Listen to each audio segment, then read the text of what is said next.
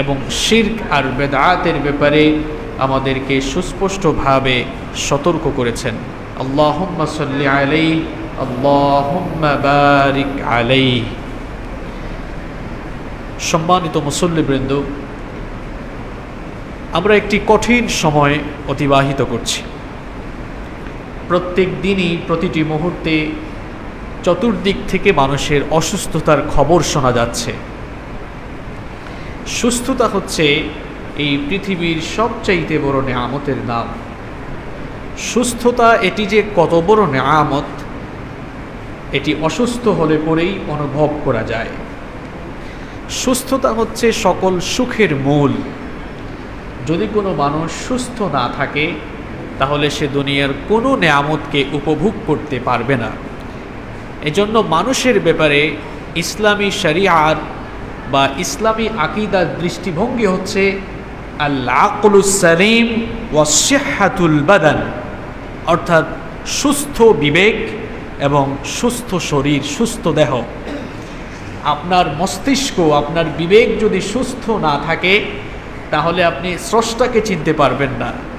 আপনার বিবেক যদি সুস্থ না হয় তাহলে দ্বীনের ব্যাপারে আপনি সঠিক জ্ঞান অর্জন করতে পারবেন না। এজন্য মানুষের ব্যাপারে ইসলামী শরিয়া বা ইসলামী আকীদার দৃষ্টিভঙ্গি হচ্ছে প্রথমেই তার আকল, তার মস্তিষ্ক, তার বিবেক, এটি সালিম অর্থাৎ সুস্থ হওয়া লাগবে। এরপরে 2 নম্বর হচ্ছে ওয়াসিহহাতুল বাদান, এরপরে তার শরীর সুস্থ থাকা লাগবে। সে যদি দাঁড়াতে না পারে, চলতে না পারে, সে যদি সুস্থই না থাকে নামাজ কিভাবে পড়বে? সে যদি সুস্থ না থাকে তাহলে রোজা কিভাবে রাখবে? যদি সুস্থ না থাকে তাহলে আল্লাহর ইবাদত কেমনে করবে? এজন্য সুস্থ বিবেক আর সুস্থ শরীর, সুস্থ দেহ ছাড়া আল্লাহর ইবাদত করতেও মজা লাগে না।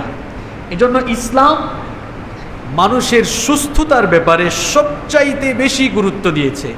ইসলাম এটি কল্পনাপ্রসূত কোনো ধর্ম নয়। ইসলাম কেবলমাত্র মানুষের স্পিরিচুয়াল, আধ্যাত্মিকতার কথা বলে না।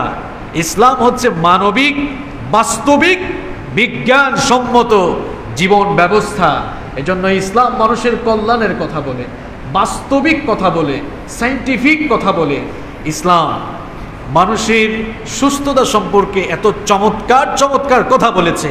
বর্তমান বিজ্ঞান, বর্তমান চিকিৎসা বিজ্ঞান মানুষের সুস্থতার ব্যাপারে, মানুষের শারীরিক সুস্থতার জন্য সচেতনতা সম্পর্কে যে কথাগুলো এখন বলছে, কোরআনুল কারীম এবং সুন্নাহ যদি আপনি একটু পড়েন, একটু বোঝার চেষ্টা করেন, গবেষণা করেন, তাহলে দেখবেন এগুলো আরো ১৫০০ বছর আগে কোরআন সুন্নায় এই দিক নির্দেশনাগুলো দেওয়া হয়েছে। সুবহানাল্লাহ।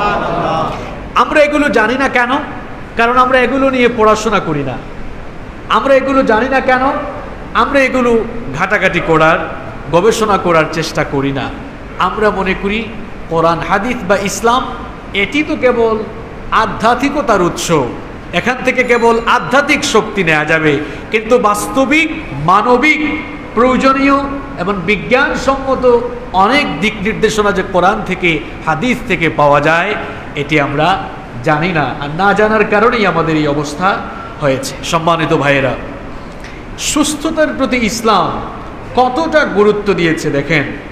ইসলামের দৃষ্টিতে এই পৃথিবীতে ঈমানের পরে মানুষের জন্য সবচেয়ে বড় নেয়ামতের নাম হচ্ছে সুস্থতা। সুবহানাল্লাহ। এই জন্য মুসনাদে আহমদের বর্ণনায় হাদিস এসেছে, রাসূল করিম সাল্লাল্লাহু আলাইহি ওয়াসাল্লাম বলেছেন, সাল্লাল্লাহুল আফওয়া ওয়াল আফিয়া فإن أحدا لم يعط بعد اليقين خيرا من العافية।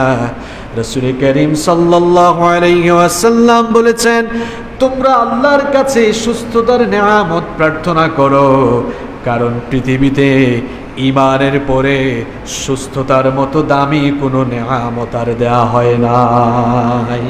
পৃথিবীতে ঈমানের পরে সবচাইতে দামি দৌলতের নাম হচ্ছে সুস্থতা। সুস্থতা হচ্ছে পৃথিবীর শ্রেষ্ঠ সম্পদ। গোটা পৃথিবীর সমস্ত সম্পদগুলোকে যদি এক পাল্লায় রাখা হয় আর আরেক পাল্লায় যদি সুস্থতা রাখা হয়, তাহলে গোটা পৃথিবীর সমুদয় সম্পদের চাইতে সুস্থতার পাল্লা ভারী হয়ে যাবে। আল্লাহু আকবার। এটি কি কারণে বললাম? মনে করুন কোন লোক অঢেল সম্পদের মালিক, অর্থ, বিত্ত, ক্ষমতা, কোনো কিছুর ঘাটতি যার কাছে নেই, এমন কোন লোক যে অঢেল ধন দৌলতের মালিক, এরকম কোন লোক যদি অসুস্থ থাকে, তাহলে আপনারাই বলুন তো, অসুস্থ অবস্থায় তার এই অঢেল ধন সম্পদ খাবে কে, উপভোগ করবে কে?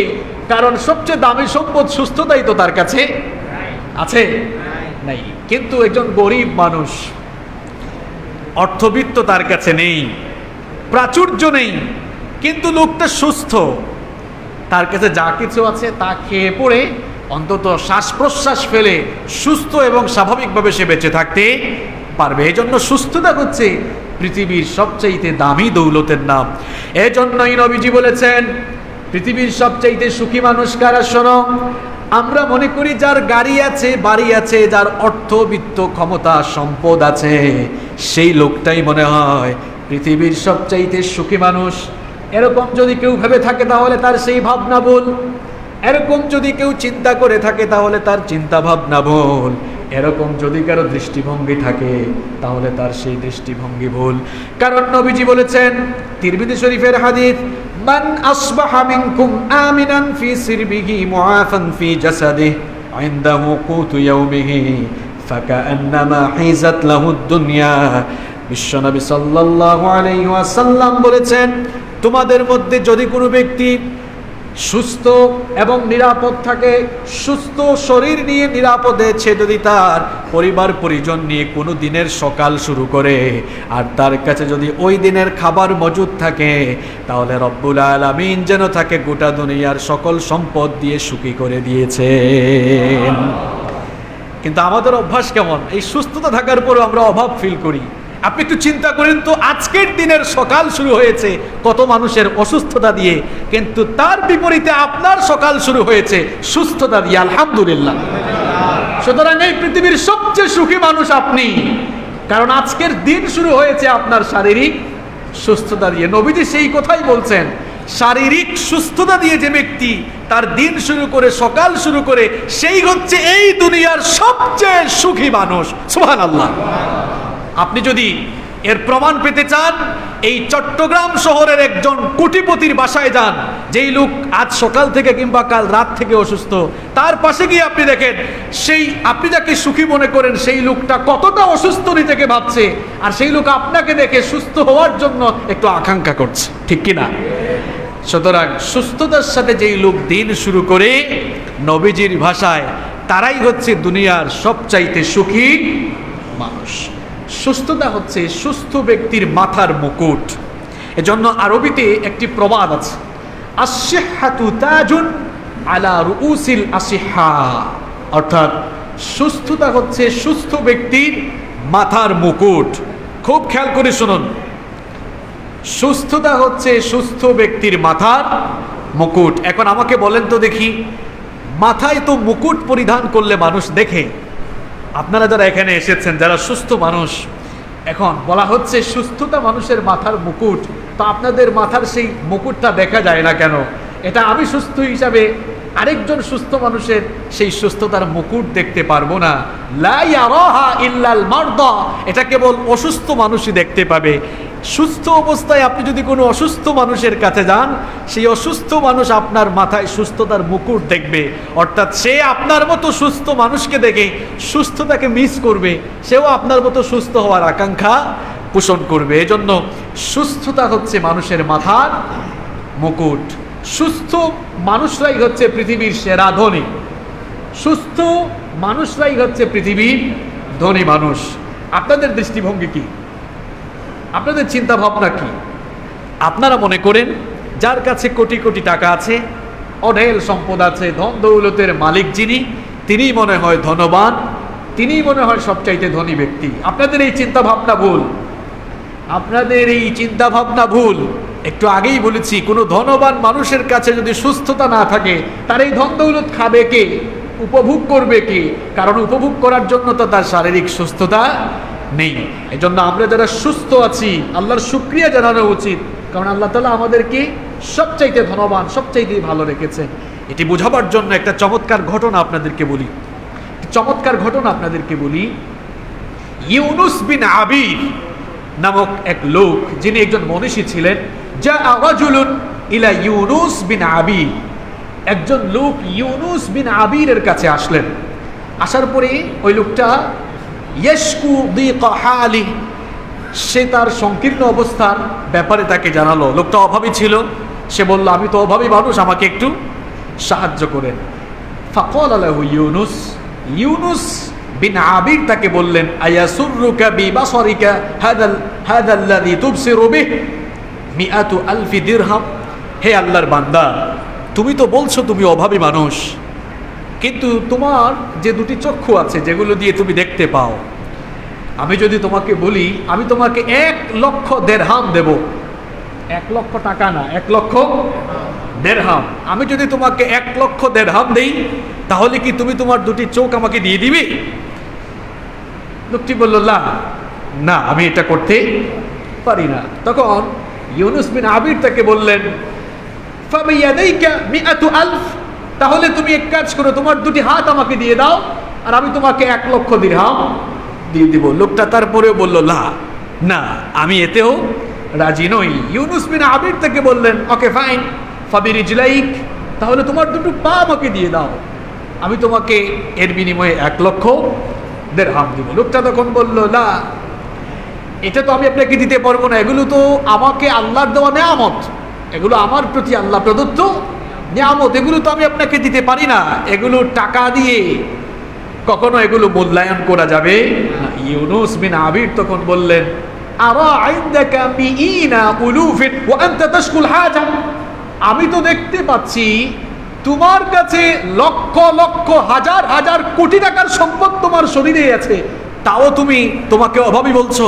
তুমি তোমাকে অভাবী মনে করো না, কারণ তোমার কাছে লক্ষ লক্ষ হাজার হাজার কোটি টাকার নেয়ামত আছে, যা না চাইতে আল্লাহ তোমাকে দিয়েছেন। নিজেকে অভাবী মনে না করে নিজেকে দুনিয়ার সবচেয়ে সুখী এবং ধনী মানুষ মনে করো। সুবহানাল্লাহ।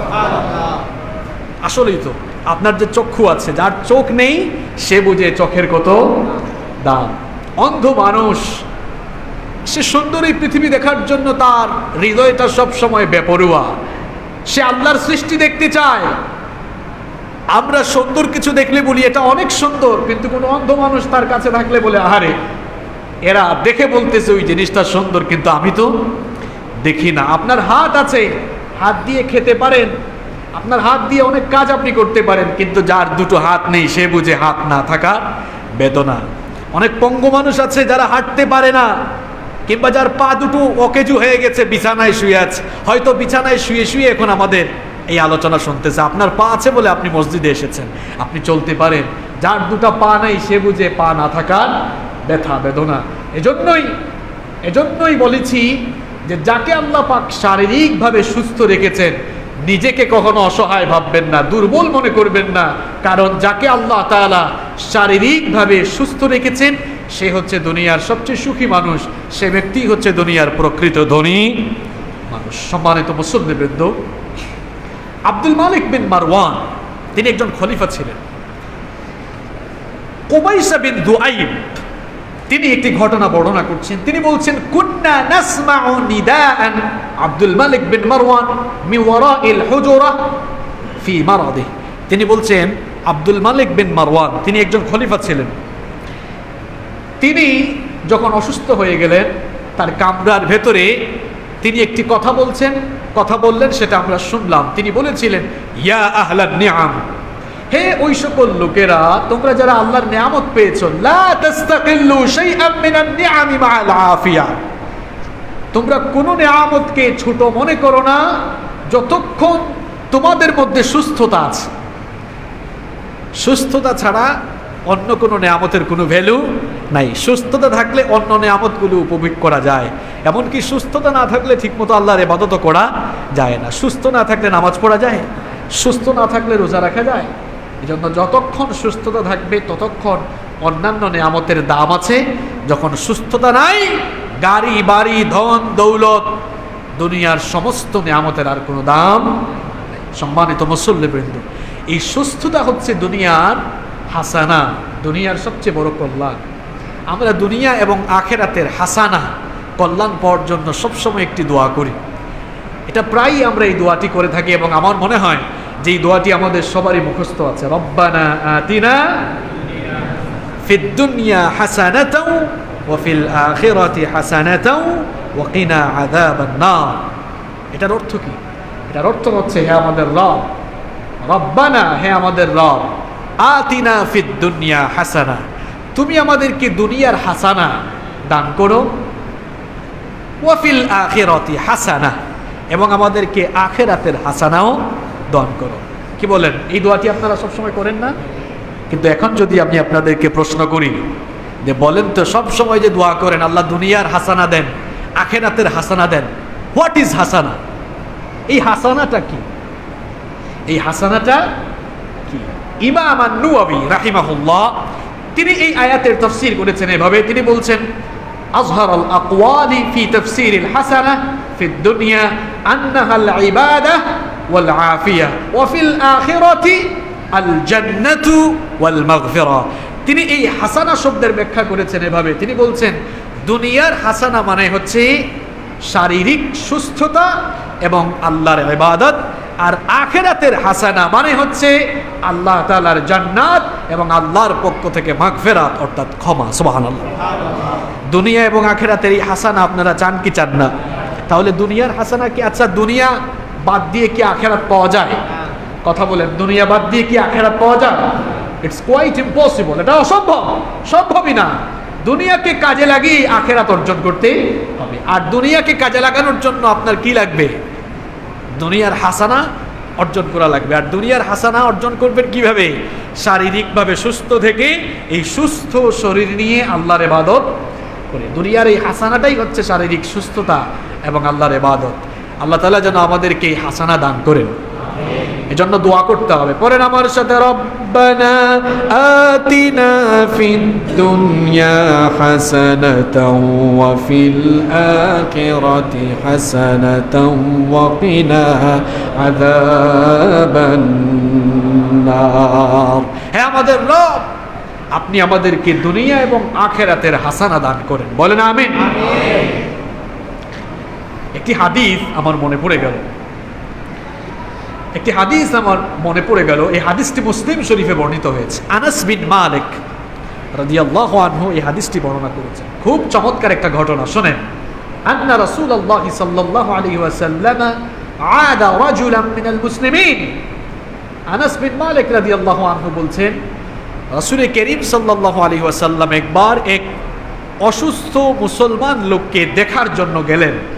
সেই লোকটা এতটাই অসুস্থ ছিল, কদ খাফাতা ফাসারা মিথলাল ফারখ, লোকটা অসুস্থ হয়ে তার দেহ এমনভাবে শুকিয়ে গিয়েছিল, জরাজীর্ণ কৃশকায় হয়ে গিয়েছিল, তাকে দেখতে মিথলাল ফারখ, মুরগির বাচ্চার মতো মনে হচ্ছিল। অর্থাৎ সে এতটাই শুকিয়ে গিয়েছিল। তাকে দেখে আল্লাহর নবী বললেন, হাল কুনতা তাদউ বিশাইইন আও তাসআলুহু ইয়া, তুমি কি আল্লাহর কাছে কোনো দোয়া করেছো? তুমি কি আল্লাহর কাছে কিছু চেয়েছো নাকি? সেই লোকটা তখন বলল, নাম, আমি আল্লাহর কাছে দোয়া করেছি। নবীজি তখন বললেন, তুমি আল্লাহর কাছে কি দোয়া করেছো? লোকটা তখন বলল, আমি আল্লাহর কাছে বলেছি, আল্লাহুম্মা মা কুনতা মুআকিবি বিহি ফিল আখিরাহ ফাআজ্জিলহু লি ফিদ দুনিয়া। আমি বলেছি, আল্লাহ, যদি আখিরাতে আমি কোনো শাস্তি পাওয়ার থাকে তাহলে আখিরাতে না নিয়ে তুমি আমাকে এখন আখিরাতে সেই শাস্তি না দিয়ে আমাকে দুনিয়াতেই সেই শাস্তি দিয়ে দাও, এরপরেও আখিরাতে আমাকে শাস্তি দিও না। নবীজি এই কথা শুনে বললেন, সুবহানাল্লাহ, লা তুতিকুহু আও লা তাস্তাতিউহু, তুমি এই কথা কেন বললে? কারণ তুমি তো তা সহ্য করতে পারবে না। আফালা কুলতা, তুমি কেন এভাবে আল্লাহর কাছে দোয়া করলে না? রব্বানা আতিনা ফিদ দুনিয়া হাসানা ওয়া ফিল আখিরাতি হাসানা ওয়া কিনা, তুমি কেন এই দোয়া করলে না? নবীজি তাকে শিখালেন, তুমি এই দোয়া করো, এই দোয়া করলে তুমি দুনিয়াতেও হাসানা পাবে, আখিরাতেও হাসানা পাবে। সুবহানাল্লাহ। নবীজি তার জন্য দোয়া করলেন, ফাদাআ লাহু ফাশাফাহু, নবীজি তার জন্য দোয়া করলেন, আল্লাহ তাআলাও তাকে সুস্থ করে দিলেন। সুবহানাল্লাহ। তাহলে দুনিয়া এবং আখিরাতে হাসানা পেতে হলে এই দোয়াটা সব সময় করতে হবে। আল্লাহ আমাদেরকে তৌফিক দান করুন। আমরা বলছিলাম যে ইসলাম মানুষের সুস্থতাকে কত গুরুত্ব দিয়েছে। দেখেন, এই সুস্থতার ব্যাপারে কিয়ামতের দিন জিজ্ঞাসা করা হবে।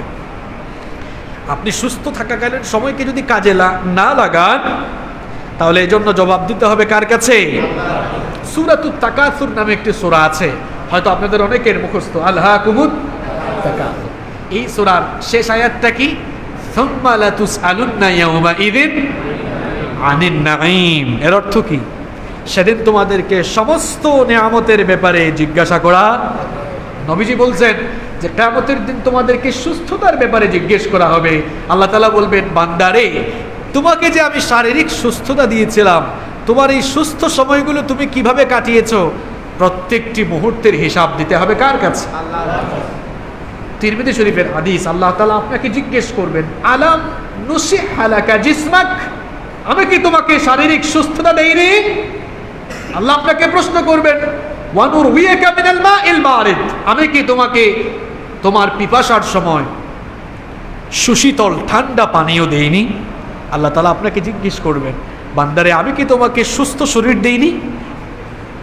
তাহলে চিন্তা করুন তো শারীরিকভাবে যারা সুস্থ আছেন, সুস্থ থেকেও যারা নামাজ পড়েন না, সুস্থ থেকেও যারা সময় নষ্ট করে ফেসবুকিং করেন, পাবজি, যুবক আর তরুণরা যে পাবজি আর ফ্রি ফায়ার, তারপর এখন কত খেলা বের হয়েছে, এখন দেখি বাস দিয়েও খেলা শুরু হয়েছে একটা।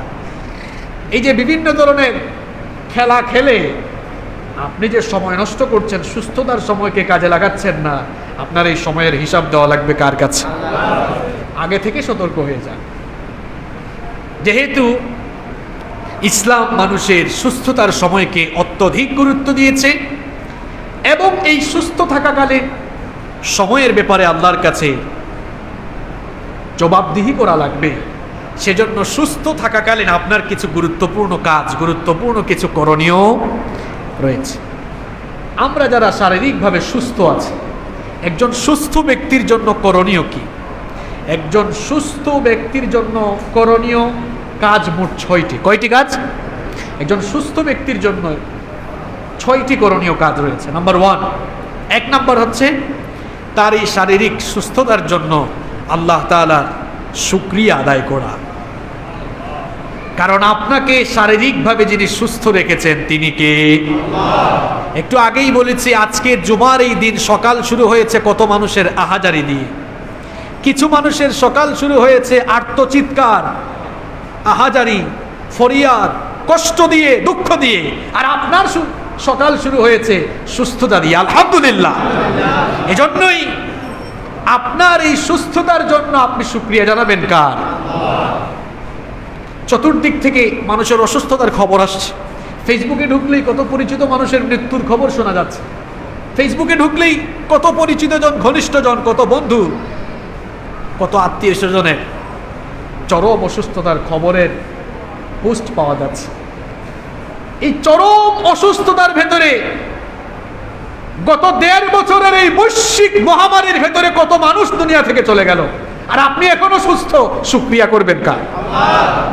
এজন্য সুস্থ ব্যক্তির প্রথম দায়িত্ব হলো তাকে যিনি সুস্থ রেখেছেন ওই আল্লাহ শুকরিয়া জানানো। সবাই একটু আন্তরিকতার সাথে মন খুলে বলেন আলহামদুলিল্লাহ। আল্লাহর শুকরিয়া যদি করেন তাহলে আপনার উপরে নিয়ামত বাড়িয়ে দিবেন কে? এই জন্য রব্বুল আলামিন বলেছেন, লা ইন শাকারতুম লা আযীদান্নাকুম ওয়া লা ইন কাফারতুম ইন্না আযাবি লাশাদীদ। আল্লাহ তাআলা বলছেন, আমি যে তোমাদেরকে নিয়ামত দিয়েছি, সেই নিয়ামতগুলো উপভোগ করার পরে, নিয়ামত পাওয়ার পরে যদি আমার নিয়ামতের উপরে শুকরগুজার হয়ে আমার প্রশংসা করো, তাহলে তোমাদের উপরে নিয়ামত আমি আরো বাড়িয়ে দেব। এই জন্য সব সময় নিয়ামতের জন্য শুকরিয়া যার করব তিনি কে? সেকেন্ডে সেকেন্ডে আল্লাহর শুকরিয়া করেন। আপনি যে এখনো সুস্থভাবে বেঁচে আছেন, আল্লাহর শুকরিয়া আপনি কিভাবে আদায় করবেন বলেন? মাঝে মাঝে চক্ষু বন্ধ করে চিন্তা করলে শুধু চোখ দিয়ে পানি পড়ে কিভাবে আপনি আল্লাহর শুকরিয়া আদায় করবেন? এই কোভিড-19 করোনা ভাইরাসে আক্রান্ত হয়ে কত মানুষ গিয়ে দেখেন আইসিইউতে, হসপিটালের বেডে অক্সিজেনের সিলিন্ডার পাওয়ার জন্য অস্থির হয়ে উঠেছে, আর প্রত্যেক দিন 550 লিটার অক্সিজেন আপনি ফ্রিতে গ্রহণ করেন, আল্লাহর কাছে কোনো বিনিময় দেওয়া লাগে না। আলহামদুলিল্লাহ। কিভাবে আল্লাহর শুকরিয়া আদায় করবেন? একজন সুস্থ মানুষ প্রত্যেক দিন 500 লিটার অক্সিজেন গ্রহণ করে, কোনোদিন ওকে আল্লাহকে বিনিময় দেওয়া লাগছে? কথা বলেন।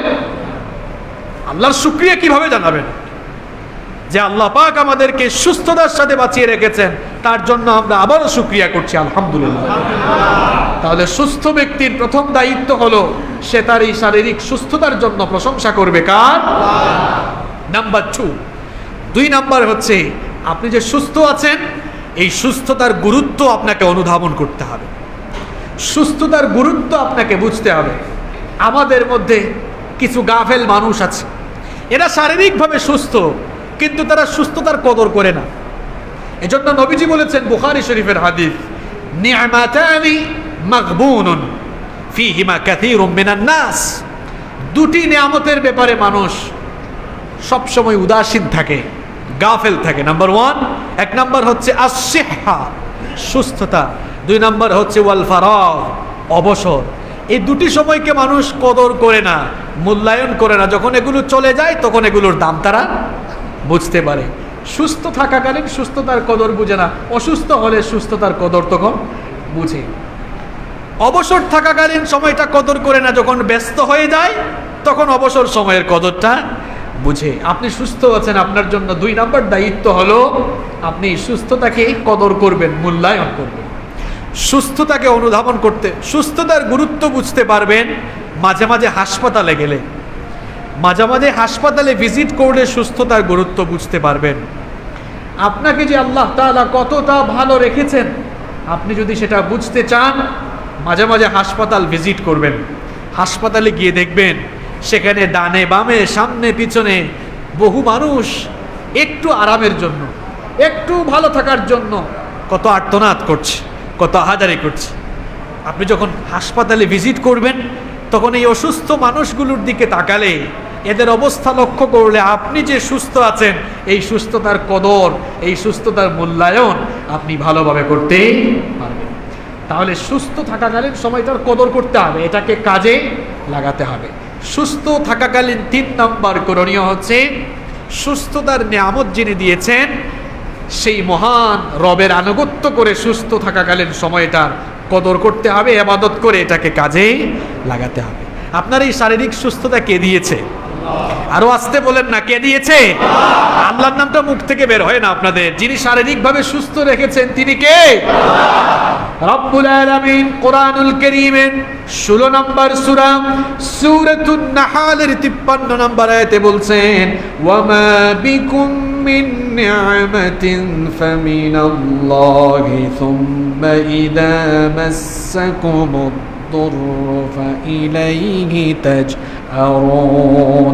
আল্লাহ তাআলা বলছেন তোমাদের উপরে যত নিয়ামত আছে, তোমাদের কাছে যত নিয়ামত এসেছে সব আল্লাহর পক্ষ থেকে এসেছে।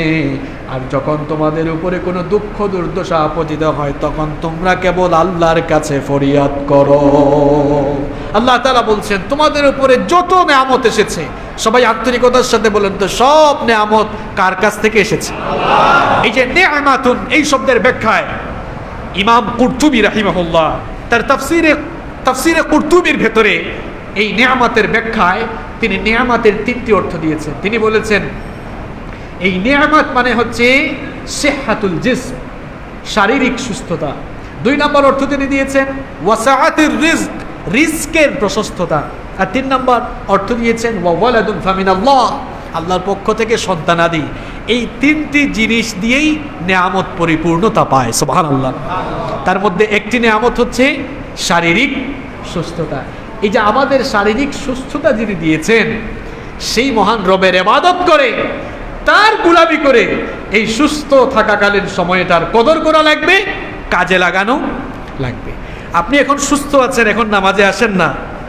যখন হসপিটালের বেডে গড়াগড়ি করবেন, যখন অসুস্থ হয়ে আর বিছানা থেকে উঠতে পারবেন না, তখন মসজিদে আসতে মন চাইবে, কিন্তু তখন মসজিদের দরজা আপনার জন্য বন্ধ হয়ে যাবে, তখন আপনি আসতে পারবেন না। আপনি সুস্থ, এখন আপনি নামাজে আসেন না, কিন্তু আপনি যখন অসুস্থ হয়ে যাবেন তখন নামাজে আসতে মন চাইবে, কিন্তু তখন আর আসার কোনো সুযোগ থাকবে না। আপনি সুস্থ, আপনার সামর্থ্য ছিল, আপনি হজ করেন নাই, কিন্তু গত 1.5 বছর ধরে এখন হারামাইন শরীফাইনের দরজা বন্ধ হয়ে এজন্য সুস্থ থাকাকালীন সময়, সচ্ছল থাকাকালীন সময়টার কদর করা।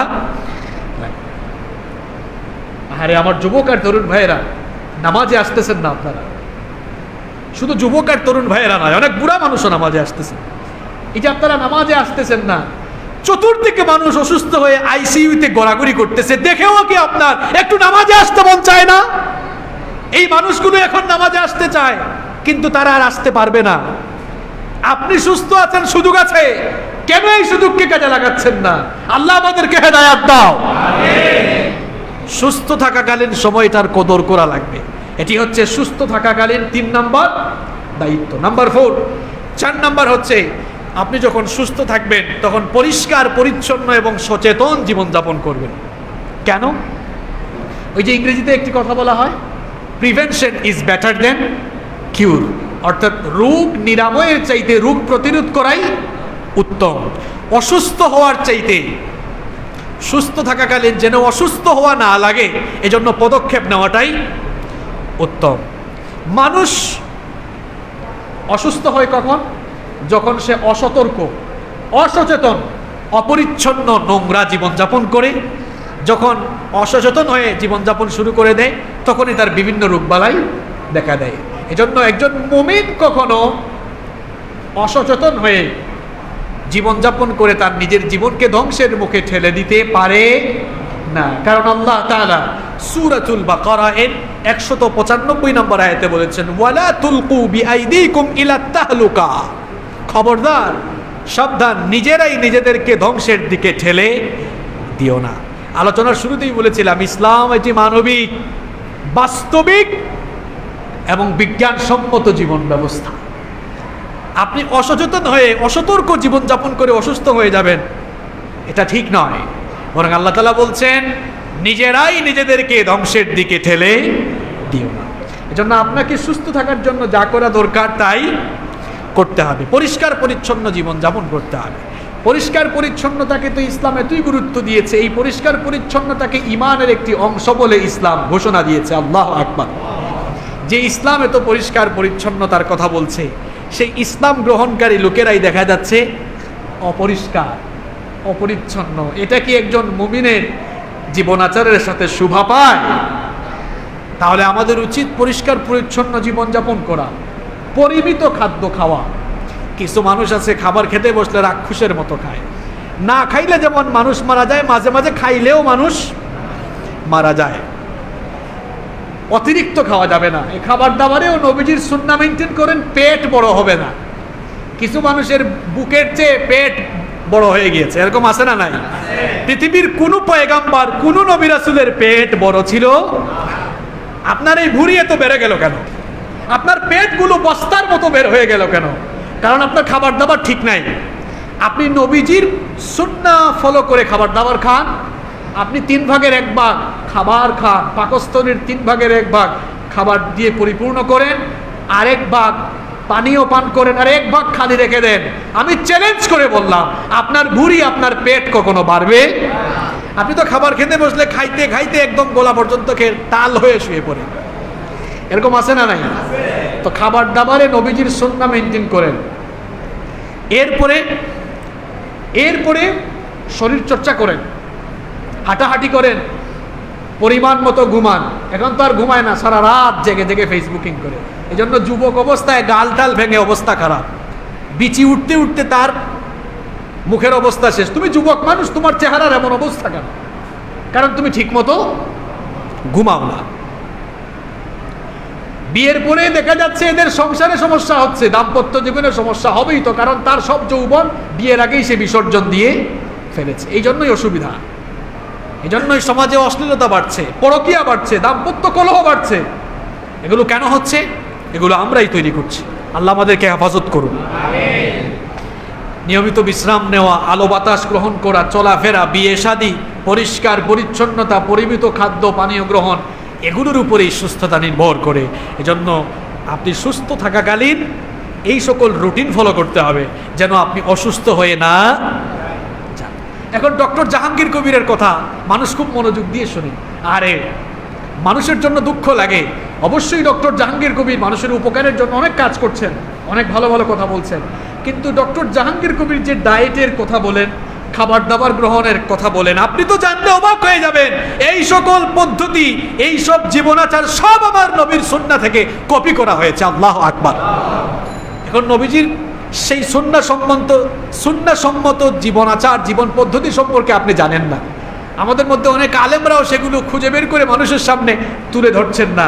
যদি তুলে ধরতেন, মানুষেরা মোটিভেট হতো, ইসলামের ব্যাপারে মানুষের আগ্রহ, উৎসাহ, উদ্দীপনা আরও বাড়তো না, কমতো। এই জন্য নবীজির সুন্নাহসম্মত জীবনাচারে যদি আমরা অভ্যস্ত হয়ে যাই, তাহলে আমরা সুস্থ এবং নিরূপ দেহ লাভ করতে পারবো ইনশাআল্লাহ। আমি বলছিলাম যে সুস্থ ব্যক্তির 6টি করণীয় রয়েছে, এর মধ্যে 4টা বললাম। নাম্বার 5 নাম্বার হচ্ছে সবসময় পুষ্টিকর খাবার খেতে হবে। নবী করিম সাল্লাল্লাহু আলাইহি ওয়াসাল্লাম পুষ্টিকর খাবার খেতে পছন্দ করতেন। যে সকল খাবার খেলে শরীরে আমিষ, প্রোটিন, শর্করা, আয়রন ইত্যাদি তৈরি হয়, এই সকল খাবার দাবারগুলো খেতে হবে। যেহেতু এখন বৈশ্বিক মহামারী চলছে, এই মহামারীর সময়েও আপনার শরীরটাকে, এই ভাইরাসকে মোকাবেলার জন্য শরীরে অ্যান্টিভাইরাস তৈরি করা লাগবে। আর এগুলো শুধু ঔষধ দিয়ে তৈরি হয় না, শুধু ভ্যাকসিন দিয়ে তৈরি হয় না, এগুলো রোগ প্রতিরোধকারী খাবার গ্রহণ করে শরীরকে অ্যান্টিভাইরাস শরীরের ভেতরে তৈরি করতে হবে। অর্থাৎ শরীরটাকে রোগ প্রতিরোধকারী সম্পন্ন শরীর হিসাবে তৈরি করা লাগবে। এই জন্য যে সকল খাবার শরীরের রোগ প্রতিরোধ ক্ষমতা বাড়ায়, সেই সকল খাবারগুলো বেশি বেশি খাওয়া লাগবে। যেমন আপনারা যারা রং চা খান, দুধ চা খান, এখন তো এইটা বর্তমান বিজ্ঞানীরাও বলছেন যে এই করোনা মহামারীতে বিভিন্ন ধরনের মশলা দিয়ে চা তৈরি করে সেই চা খেলে এটা রোগ প্রতিরোধ ক্ষমতা কি করে বাড়ায়। তো দিনে অন্তত 2-1 বার আপনি বিভিন্ন ধরনের মশলা, অর্থাৎ এই যে আদা, লেবু, তারপর লবঙ্গ, তারপরে দারচিনি, আর কি আছে, এলাচ, এই সকল মশলা যা যা আছে সব মিক্স করে দৈনিক 1-2 বার একটু চা খান না, তাহলে মানুষ চতুর্দিকে অসুস্থ হচ্ছে। আপনার উপরে ফয়সালা থাকলে আপনিও অসুস্থ হবেন, কিন্তু আপনাকে তো প্রতিরোধমূলক ব্যবস্থা নেওয়া লাগবে। ইসলাম সেই কথাই বলছে যে আপনি প্রতিরোধমূলক ব্যবস্থা নেন। তাছাড়া আপনি যে সকল খাবারগুলো বেশি রোগ প্রতিরোধ ক্ষমতাকারী, অর্থাৎ রোগ প্রতিরোধ এর ক্ষেত্রে যেই সকল খাবার দাবারগুলো বেশি ভূমিকা রাখে, সেগুলো আপনি খেতে পারেন।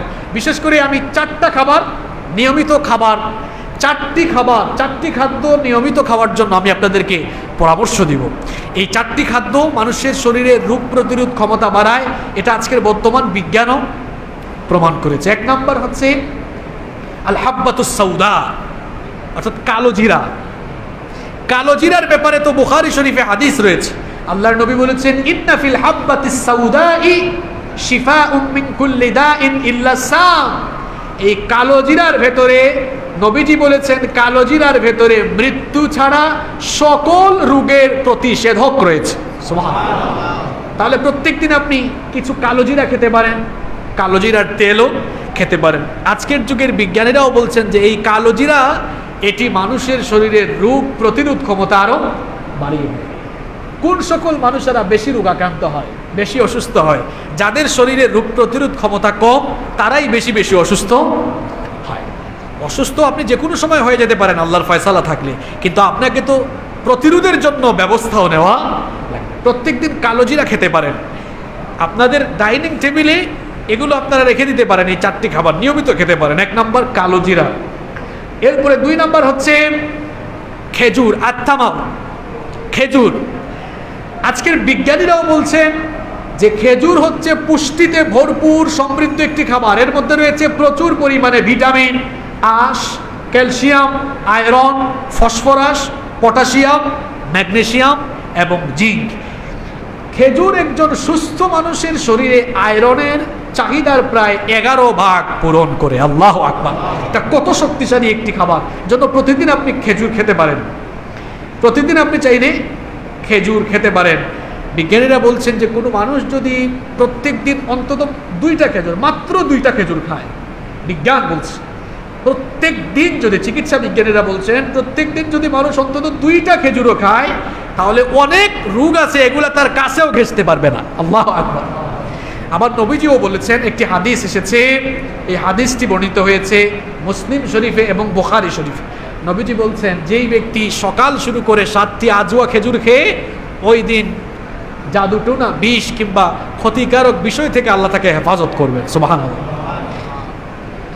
নবীজির ব্রেকফাস্টের প্রধান মেনু ছিল এই খেজুর। নবীজি সকালবেলা খেজুর খেয়ে তার দিন শুরু করতেন, অর্থাৎ খেজুর ছিল তার ব্রেকফাস্টের প্রথম মেনু।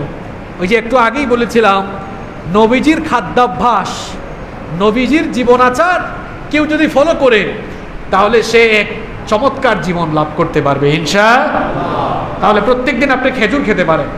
নাম্বার 3 নম্বর হচ্ছে আল্লাবান, দুধ খেতে পারেন।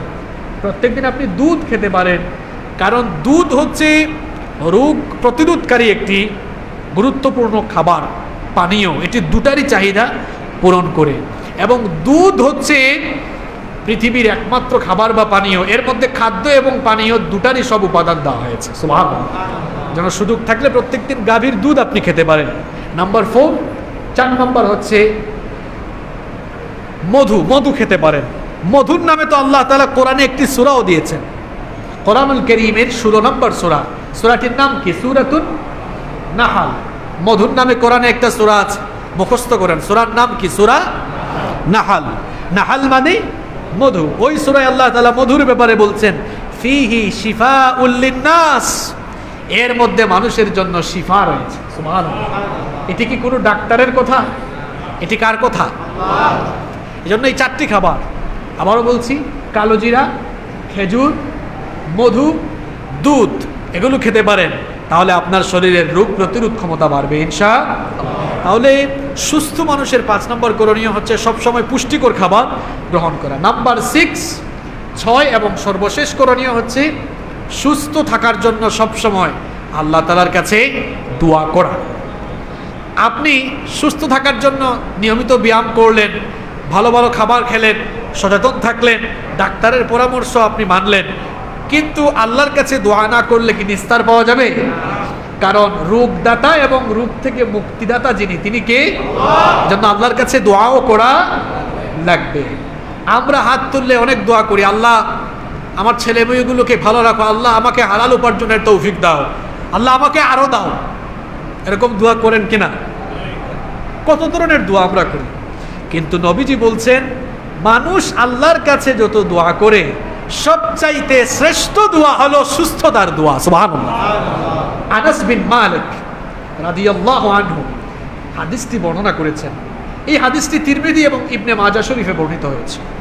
আনাস বিন মালিক রাদিয়াল্লাহু আনহু বলছেন, আন্না রাজুলান জাআ ইলা নবী সাল্লাল্লাহু আলাইহি ওয়াসাল্লাম, তিনি বলছেন যে এক লোক নবীজির কাছে আসলো। এক লোক নবীজির কাছে আসলো, এসে নবীজিকে জিজ্ঞেস করলো, আইয়ুদ দুআই আফদাল, ওগো আল্লাহর নবী, কোন দোয়াটি সবচাইতে শ্রেষ্ঠ দোয়া? নবীজি তখন লোকটাকে বললেন, সাল রাব্বাকাল আফিয়াতা ওয়াল মুআফাতা ফিদ দুনিয়া ওয়াল আখিরাহ, তুমি তোমার রবের কাছে দুনিয়া আর আখিরাতের ব্যাপারে মুআফা, সুস্থতা চাও। সুম্মা আতাহু ফিল ইয়াউমিস সানি, লোকটি চলে গেল। এরপরে দ্বিতীয় দিন আবার এসে সেম কোশ্চেন করলো, ওগো আল্লাহর নবী, সবচাইতে উত্তম দোয়া কোনটি? নবীজি তাকে আবারও বললেন, তুমি আল্লাহর কাছে সুস্থতার জন্য দোয়া করো। লোকটি চলে গেল। তৃতীয় দিন আবার আসলো। তৃতীয় দিন এসে আবারও প্রশ্ন করলো, ওগো আল্লাহর নবী, বলেন তো আমাকে কোন দোয়াটি সবচাইতে শ্রেষ্ঠ দোয়া?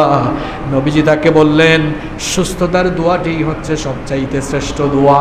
এই জন্য তুমি যখনই আল্লাহর কাছে হাত তুলবে, সবার আগে আল্লাহর কাছে সুস্থতার নেয়ামত চাইবে। তখন নবীজি তাকে আরো বললেন, ফাইদা উতিতাল আফিয়াতা ওয়াল মুআফাতা ফিদ দুনিয়া ওয়াল আখিরাহ ফাকাদ আফলাহতা, আল্লাহর বান্দা তুমি শোনো, তুমি এই দোয়া করার পর আল্লাহ যদি তোমার এই দোয়া কবুল করে তোমাকে দুনিয়া আর আখিরাতের সুস্থতা দান করে দেন, তাহলে তুমি জেনে রাখো দুনিয়া আর আখিরাতে তুমি সফল হয়ে গেলে। যে ব্যক্তি দুনিয়া আখিরাত উভয় জায়গার মুআফা, আফিয়া অর্থাৎ সুস্থতা পেয়েছে, সেই লোকটাই প্রকৃতপক্ষে সফল হয়েছে। সুবহানাল্লাহ। আমরা যেন সুস্থতার ব্যাপারে দোয়া করতে ভুলে না যাই।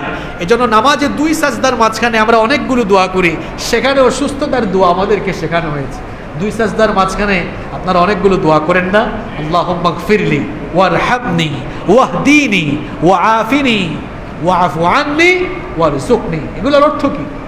এগুলোর অর্থ হচ্ছে আল্লাহুম্মা গফিরলি অথবা রব্বি গফিরলি, আল্লাহ আমাকে ক্ষমা করে দেন, ওয়ারহামনি আমার উপরে রহম করেন, ওয়াহদিনি আমাকে হেদায়াত দান করেন, ওয়ারজুকনি আমাকে রিজিক দান করেন, ওয়াআফিনি আল্লাহ আমাকে সুস্থতা দান করেন। সুবহানাল্লাহ। তাহলে দুই সাজদার মাঝখানেও সুস্থতার দোয়া আছে না নাই? রাসূল করিম সাল্লাল্লাহু আলাইহি ওয়াসাল্লামের চাচা আব্বাস বিন আব্দুল মুত্তালিব তিনি নবী করিম সাল্লাল্লাহু আলাইহি ওয়াসাল্লামের কাছে গিয়ে বললেন, আল্লিমনি শাইআন আসআলুহুল্লাহু আযজা ওয়া জাল। তিনি বললেন, ওগো আল্লাহর রাসূল, এমন একটি দোয়া আমাকে শিখিয়ে দেন, আমি যেই দোয়াটি আল্লাহর কাছে করব, যেই দোয়া করে আল্লাহর কাছে আমি কিছু চাইব। নবীজি তখন বললেন, সালিল্লাহুল আফিয়া, আল্লাহর কাছে আপনি সুস্থতা চান। ফামাকাতা আইয়ামান, কিছুদিন চলে গেল। সুম্মা জিতা ফাকুলতু, এরপরে তিনি আবারও, সুম্মা জিতু তিনি আবারও, তিনি বলছেন আমি আবারও নবীজির কাছে আসলাম, এসে আবারও বললাম, আল্লিমনি শাইআন আসআলুহুল্লাহ, আমাকে এমন একটি দোয়া শিখান যেই দোয়ার মাধ্যমে আল্লাহর কাছে আমি কিছু চাইব। নবীজি সেদিনও আমাকে বললেন, ইয়া আব্বাস, ইয়া আম্মা রাসূলিল্লাহ সাল্লাল্লাহু আলাইহি ওয়াসাল্লাম, সালিল্লাহুল আফিয়াতা ফিদ দুনিয়া ওয়াল আখিরাহ। হে আব্বাস, হে আল্লাহ রাসূলের চাচা আব্বাস, আপনি শুনেন, আপনি হাত তুললেই সবার আগে সুস্থতার নিয়ামত প্রার্থনা করেন, কারণ সুস্থ না থাকলে দুনিয়ার কোনো নিয়ামত কি আর উপভোগ করা যাবে? এজন্য সবার আগে আপনি সুস্থতার নিয়ামত প্রার্থনা করেন। আল্লাহ যদি আপনাকে সুস্থতা দান করে, তাহলে আপনি দুনিয়া আর আখিরাত উভয় জায়গায় সফল হতে পারবেন। এজন্য হাত তুললে ভাইরা আগে সুস্থতা চাইয়েন। নবীজি সকাল সন্ধ্যায় আল্লাহর কাছে দোয়া করতেন, আল্লাহুম্মা ইন্নী আসআলুকাল আফিয়াতা ফিদ দুনিয়া ওয়াল আখিরা। পরের আমার সাথে, আল্লাহুম্মা ইন্নী আসআলুকাল আফিয়াতা ফিদ দুনিয়া ওয়াল আখিরা। যখনই আল্লাহর কাছে হাত তুলবেন এই দোয়াগুলো করবেন, আল্লাহুম্মা ইন্নী আসআলুকাল আফিয়াতা ফিদ দুনিয়া ওয়াল আখিরা। এরপরে একটু আগে যে আরেকটি দোয়ার কথা বললাম, রব্বানা আতিনা ফিদ দুনিয়া হাসানা ওয়া ফিল আখিরাতি হাসানা ওয়া কিনা। এই কঠিন সময়ে, মহামারীর সময়ে বেশি বেশি দোয়া পড়বেন, আল্লাহুম্মা ইন্নী আউযু বিকা মিনাল বারাস ওয়াল জুনুনি ওয়াল জুযামি ওয়া মিন সাইয়্যিল আসকাম। এর অর্থ কি? এর অর্থ হচ্ছে, আল্লাহ আপনি আমাকে শ্বেত, উন্মাদ, ধবল, কুষ্ঠরোগ এবং কঠিন কঠিন রোগ থেকে আমাকে আপনি হেফাজত করেন। বলেন আমিন। তাহলে সুস্থ থাকাকালীন একজন সুস্থ মানুষের কয়টি করণীয়, কয়টি দায়িত্ব? 6টি। যদি ভুলে যান আবারও মনে করিয়ে দিচ্ছি। 1 নাম্বার, সুস্থতার জন্য কার প্রতি শুকরিয়া জানানো? 2 নাম্বার, সুস্থতার গুরুত্ব অনুধাবন করা। 3 নাম্বার, যিনি সুস্থতা দিয়েছেন তার জন্য সমস্ত ইবাদত করা। 4 নাম্বার, পরিষ্কার পরিচ্ছন্ন এবং সচেতনভাবে জীবনযাপন করা। 5 নাম্বার, পুষ্টিকর খাবার দাবার খাওয়া। এবং 6 নাম্বার হচ্ছে সুস্থ থাকার জন্য আল্লাহর কাছে দোয়া করা। সুস্থতা অনেক বড় নিয়ামত। অসুস্থ হলে এই সুস্থতার দামটা বোঝা যায়। সুস্থতা এবং অসুস্থতা এটি কার পক্ষ থেকে আসে? বলেন না, কার পক্ষ থেকে আসে? আপনি যদি কখনো অসুস্থ হয়ে যান তখন কি করবেন? এতক্ষণ তো ইসলামের সুস্থতার গুরুত্ব এবং সুস্থ ব্যক্তির করণীয়র ব্যাপারে কোরআন সুন্নাহর আলোকে কথা বললাম। এবার আলোচনার শেষ পর্যায়ে শেষ যে পয়েন্ট আমি বলবো সেটি হচ্ছে, অসুস্থ যদি কখনো হয়ে যান, যদি আপনি কখনো কোনো রোগে আক্রান্ত হয়ে যান, তখন আপনি কি করবেন? তখন আপনার করণীয়, তখন আপনার দায়িত্ব কি হবে? কোরআন এবং হাদিস থেকে এ ব্যাপারে 10টি করণীয়, 10টি দায়িত্বের কথা আমি সংক্ষেপে তুলে ধরবো ইনশাআল্লাহ। অসুস্থ ব্যক্তির মোট 10টি করণীয় রয়েছে। নাম্বার 1 নাম্বার হচ্ছে, অসুস্থ হয়ে গেলে, যে কোনো রোগে আক্রান্ত হয়ে গেলে রোগের ব্যাপারে বিশুদ্ধ আকীদা লালন করতে হবে। আমাদের অনেকের এই জায়গাতেই সমস্যা আছে, রোগের ব্যাপারে সঠিক আকীদা নাই। এখন আপনাদের মনে হতে পারে যে রোগের ব্যাপারে সঠিক আকীদা, এটা আবার কেমন কথা? অর্থাৎ একজন মুমিন সব সময় তার অন্তরে এই বিশ্বাস পোষণ করবে, রোগ দেওয়ার মালিকও আল্লাহ, রোগ থেকে নাজাত মুক্তি দেওয়ার মালিকও হচ্ছেন আল্লাহ। আল্লাহর হুকুম ছাড়া কোন ঔষধ, কোন ডাক্তার কাউকে ভালো করতে পারবে না। রোগের ব্যাপারে আপনার আকীদা আগে ঠিক করে ফেলতে হবে।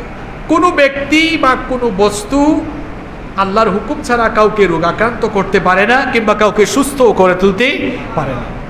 রোগের কি নিজস্ব কোনো ক্ষমতা আছে? কি আপনাদের কোনো সন্দেহ আছে? বলেন না কেন, রোগের কি নিজস্ব কোনো ক্ষমতা আছে? মনে রাখবেন, কোনো রোগের নিজস্ব কোনো ক্ষমতা নেই।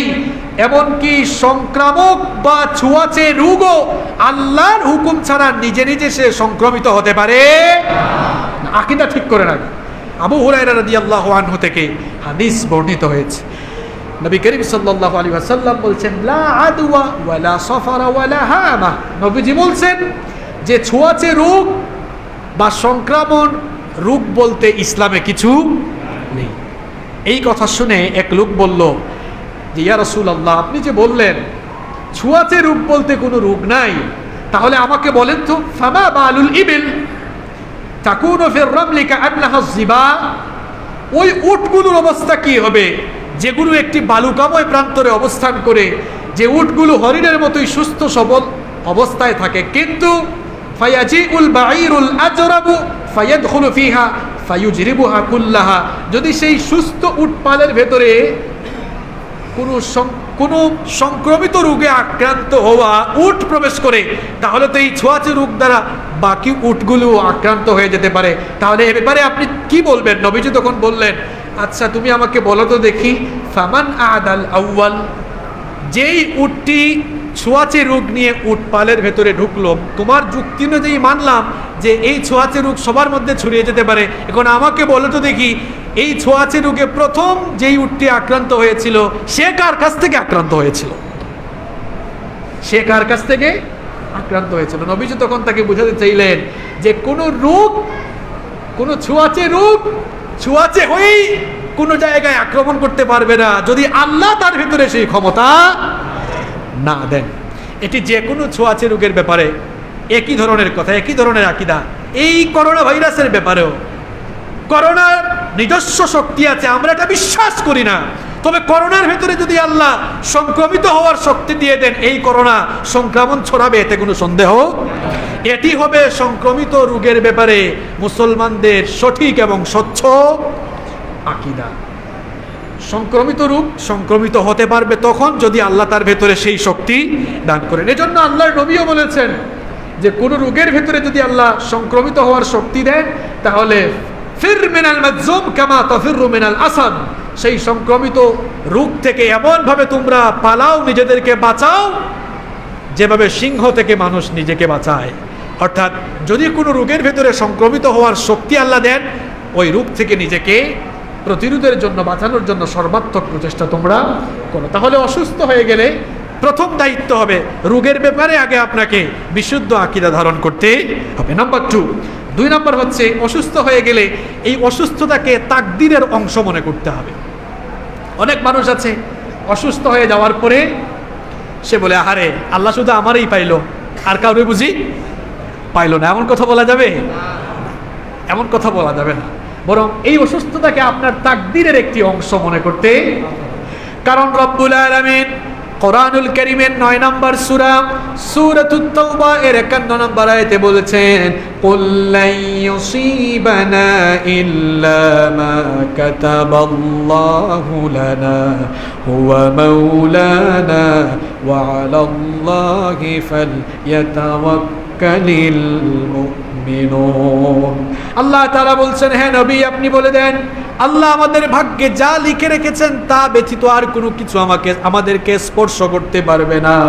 তিনি হচ্ছেন আমাদের অভিভাবক, আর সেই আল্লাহর উপরেই মুমিনদের ভরসা করা উচিত। এজন্য অসুস্থ হয়ে গেলে কখনো আবুল তাবুল কথা বলা যাবে না, ভাবতে হবে এটি আপনার তাকদীরের একটি অংশ। মনে রাখবেন, শয়তান আপনার দুশমন। এই শয়তান আপনাকে প্ররোচনা দিয়ে তাকদীরের উপরে অবিশ্বাস, কিভাবে তাকদীরের উপরে আপনাকে কাফের কুফরি করানো যায় সেই চেষ্টা করবে। যেমন আমরা অনেক সময় অসুস্থ হয়ে গেলে শয়তানের প্ররোচনায় বলি, আরে আমি যদি এইটা না করতাম তাহলে মনে হয় অসুস্থ হতাম। এই যে যদি শব্দ, সেটা শয়তানের প্রতারণা, এটা শয়তানের একটা চক্রান্ত। অনেক মানুষ দেখবেন অসুস্থ হয়ে বলে, আরে যদি আমি এই জায়গায় না যেতাম তাহলে আমার এটা হইতো না, যদি আমি অমুকের কাছে না যেতাম তাহলে এটা হতো না, আমি যদি এই কাজ করতাম তাহলে মনে হয় আমাকে এটা আক্রান্ত করতো। এরকম কথা বলা যাবে না, এরকম যদি বলা যাবে না। আপনার উপরে রোগের ফয়সালা থাকলে না গেলেও হবে, গেলেও এই জন্য রোগ বালাই হলে পরে একজন রোগীর 2 নাম্বার করণীয় হচ্ছে সেই রোগকে তার তাকদীরের একটি অংশ মনে করবে। নাম্বার 3 নাম্বার হচ্ছে রোগাক্রান্ত হলে, অসুস্থ হয়ে গেলে ধৈর্য ধারণ করতে। আমরা অনেকেও ধৈর্য হয়ে যাই, একটু অসুস্থ হয়ে গেলেই দেখা যায় আর যেন সহ্য হয় না, কাতরানো, চিৎকার চেঁচামেচি আছে না নাই? এরকম করা যাবে না, বরং রোগে সুখে আক্রান্ত হলে ধৈর্য ধারণ করতে হবে। নাম্বার 4 নাম্বার হচ্ছে কোনো রোগে আক্রান্ত হলে ওই রোগকে গালি দেওয়া যাবে না। অনেকে আছে দেখবেন অসুস্থ হলে ওই অসুস্থ থেকে ওই রোগকে গালি দেয় যে এই রোগটা খুব খারাপ, এই রোগটা বেশি খারাপ, এটা আমাকে একদম অকেজু করে ফেললো, এই রোগটা খুব সাংঘাতিক, এটা আমাকে দুর্বল করে ফেললো, এরকম বলে কি বলে না? আল্লাহর নবী একদিন এক সাহাবী অসুস্থতাকে দেখতে গেলেন, গিয়ে দেখলেন যে তিনি থরথর করে কাঁপছেন।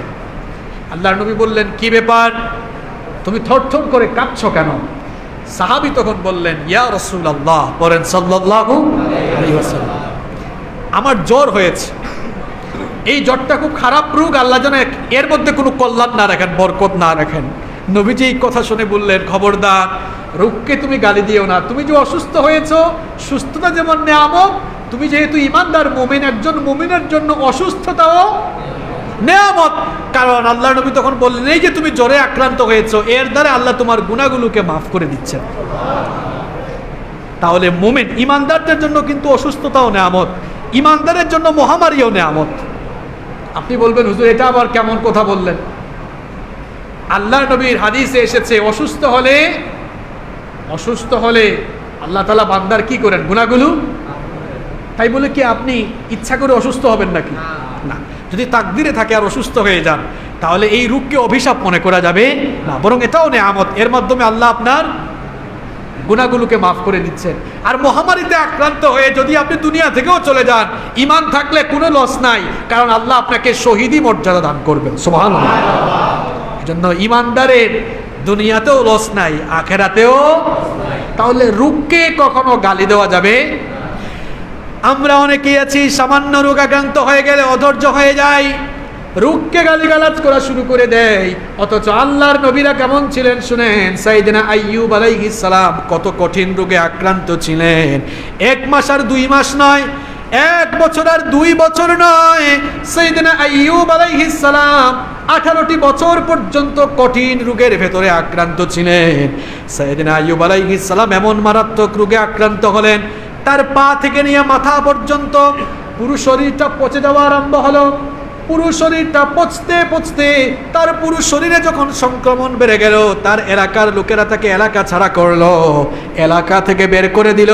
এমনকি তার সন্তানাদি, তার ঘরের লোকেরা তাকে ঘর থেকে বের করে দিল। তার ঘরের লোকেরা, এলাকার লোকেরা যখন তাকে এলাকা থেকে বের করে দিল, 18টি বছর পর্যন্ত সেই রোগের মধ্যে তিনি ছিলেন। সারা শরীর পচতে পচতে যখন তার জিহবা পচা শুরু হয়ে গেল, এতদিন পর্যন্ত 18 বছর পর্যন্ত রোগকে গালি দিলেন না, আল্লাহর কাছে কোনো অভিযোগও পেশ করলেন না। কিন্তু যখনই আল্লাহর নবী আইয়ুব আলাইহিস সালামের জিহবাটা পচা ধরা আরম্ভ হয়ে গেল, তখন তিনি প্রথমবারের মতো মুখ খুলে আল্লাহর কাছে ফরিয়াদ করলেন, ওয়া আইয়ুবা ইদ নাদা রাব্বাহু আন্নী মাসসানিয়াদ দুররু ওয়া আনতা আরহামুর রাহিমিন। আল্লাহ তাআলা তার সেই দোয়া কোরআনে উঠিয়ে দিলেন।